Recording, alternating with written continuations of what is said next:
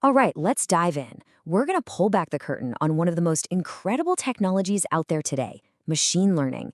We're going to break down how computers can actually learn from experience, not just by memorizing things, but by really understanding them. And you know what? It's way more intuitive than you probably think. Have you ever just stopped and thought about all the little bits of magic happening in your pocket every day? I mean, how does your email just know what's junk? Or how does your phone unlock just by looking at your face? Pretty wild, right?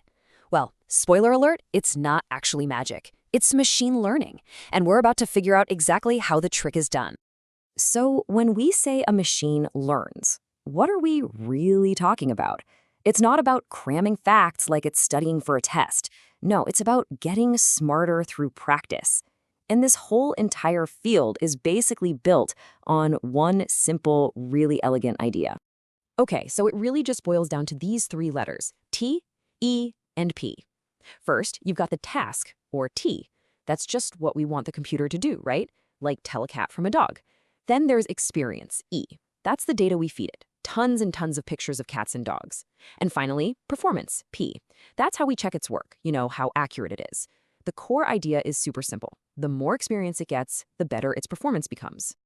Now, probably the most common way we get computers to learn anything is through a method that feels a lot like a classroom. And guess who the teacher is? Yep, it's us. This whole approach is called supervised learning.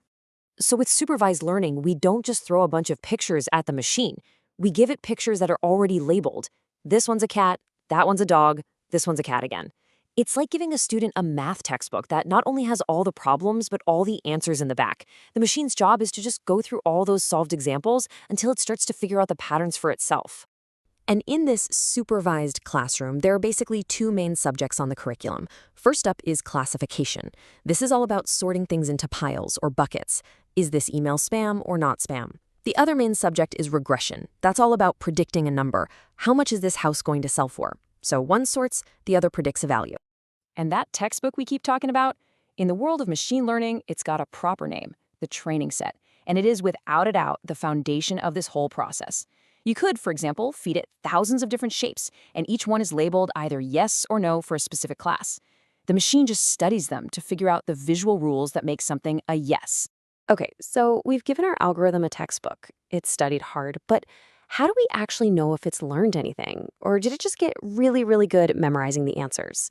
This brings us to what is, I kid you not, the single most important rule in all of machine learning. It's actually a pretty clever trick. You take all your labeled data, your whole library of examples, and you chop it in two. The bigger chunk, maybe 80% of it, becomes the training set.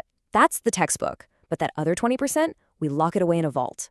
That's the test set. It is the final exam, and it's filled with questions the model has absolutely never seen before.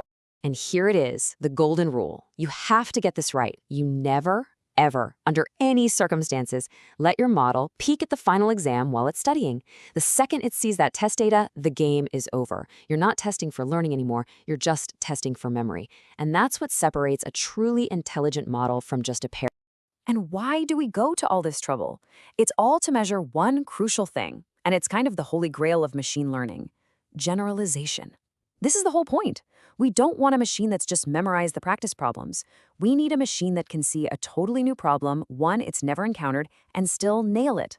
Because if you fail at generalization, you fall right into the biggest trap in this whole field: overfitting. This is what happens when the model doesn't learn the general rules, like cats have pointy ears, but instead, it just memorizes the exact pixel pattern of every single training photo.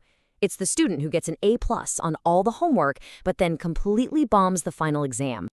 Think about it like this. Imagine a student who can instantly tell you that 5 times 4 is 20. Impressive, right? But then you ask them what 5 times 6 is, and you just get a blank stare. Why? Because they never actually learned how to multiply. They just memorized one specific answer. That, right there, is exactly what an overfit model does. It hasn't understood a thing. Okay, so let's say we did everything right. Our model is trained, we've tested it, and it generalizes well. No overfitting. Awesome. So now for the moment of truth. What actually happens when we give it a brand new, unlabeled piece of data? How does it make a decision? Well, let's look at one of the most intuitive ways it can do this. So let's walk through it. Step 1, we introduce a new data point. It's a blue half-moon shape, and we have no idea what it is. Step 2, The algorithm instantly looks back at its entire textbook, that huge training set, and asks, who does this new shape look the most like? It finds the K most similar examples, say the top 5. These are its nearest neighbors. And step 3, the final move, it just takes a vote. It asks its new neighbors, hey, what label do you guys have? And whatever the majority says, that becomes the prediction. So for our little blue half moon, it looks around and finds its closest neighbors are overwhelmingly other blue shapes from the yes class. The vote is pretty much unanimous, so the algorithm confidently predicts yes for the new shape. It's a simple, powerful idea. You are what your friends are. Things that look similar usually belong to the same group. And this brings up a really crucial point. A machine learning model is never, ever 100% certain about anything. It's not stating a fact, it's calculating a probability. It's saying, you know what, based on all the evidence I've seen, I am 95% confident this is the right answer. A good model won't just give you an answer, it'll tell you how sure it is. So everything we've talked about so far has been inside this supervised classroom where we're the teacher with all the answers, but what happens if there is no teacher? What if you just have a mountain of data with no labels, no answer key, and you just tell the computer, go figure it out? Well, that's a whole different ballgame, and it's called unsupervised learning. Here, the goal isn't to predict a correct answer from a list we provide. The goal is pure discovery. We just dump all the data on the machine and tell it, find something interesting, find the patterns, show me how this stuff is organized. And you can see it right here. Even with 0 labels to start with, the algorithm can find these natural groupings, these clusters, in the data.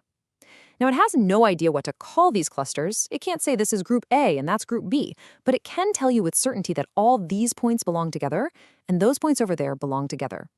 And that's incredibly powerful for things like finding different types of customers or spotting weird activity. All right, so let's do a quick recap. At its heart, machine learning is just about getting better at a task by looking at data. Supervised learning is our classroom model where we give the computer a textbook with all the answers. The golden rule, and this is the big one, is you have to keep your test data separate. That's how you ensure the model can generalize. We also saw that predictions aren't facts, they're probabilistic best guesses. And finally, we touched on unsupervised learning, which is where the machine becomes an explorer, finding patterns all on its own. Which leaves us with one last really big thought. If learning is really just about automatically finding patterns in data, and we're creating more data than at any point in human history, while our computers are getting ridiculously powerful, what does that actually mean for the future? What problems, the ones that seem totally impossible to us today, will a machine just solve tomorrow? That's something to think about.